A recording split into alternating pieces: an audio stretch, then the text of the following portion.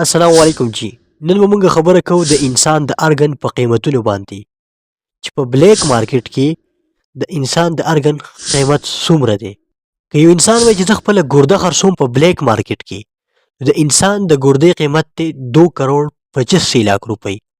د انسان د یوې ګردې قیمت دی په بلیک مارکیټ کې 2 کروڑ 85 लाख روپۍ. انسان وایي چې زه خپله اینه خرڅوم، لیور خرڅوم، نو په بلیک مارکیټ کې د انسان د لیور قیمت دی 4 کروڑ 50 लाख روپۍ. د انسان د اینې قیمت دی 4 کروڑ 50 लाख روپۍ. او که انسان وایي چې زه خپل زړه خرڅوم، هارټ خرڅوم، نو په بلیک مارکیټ کې د انسان د زړه قیمت دی 5 کروڑ روپۍ. او د انسان وایي چې زه خپل لنګز خرڅوم، پیپړې خرڅوم، نو په بلیک مارکیټ کې د انسان د پیپړو قیمت دی 4 کروڑ 50 लाख روپۍ. او که یو انسان وایي چې زه خپل د سترګې کارنیا خرڅوم، نو د انسان د سترګې د کارنیا قیمت دی 30,000 ډالر، چې د دې نه پاکستانۍ 1 کروڑ روپۍ جوړیږي. او د انسان د پنکریاس د لبلبې قیمت دی 3 کروڑ روپۍ. دومره ډېر زیات نعمتونه الله تعالی موږ له راکړي، خو زموږ سره قدر نشته دی. موږ بیا هم د الله تعالی ناشکري کوو چې الله تعالی تا ما هیڅ هم نه دي راکړ، زه دې غریب پیدا کړی.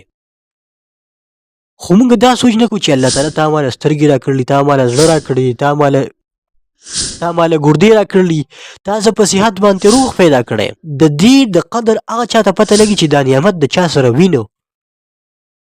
که ته د یو ړوند نه تپوس وکړې چې دا سترګې څومره اهم څیز دی، نو هغه به تا ته د دې ایکسپلینیشن وکړي، هغه به تا ته د دې وضاحت وکړي چې دا سترګې څومره اهم څیز دی.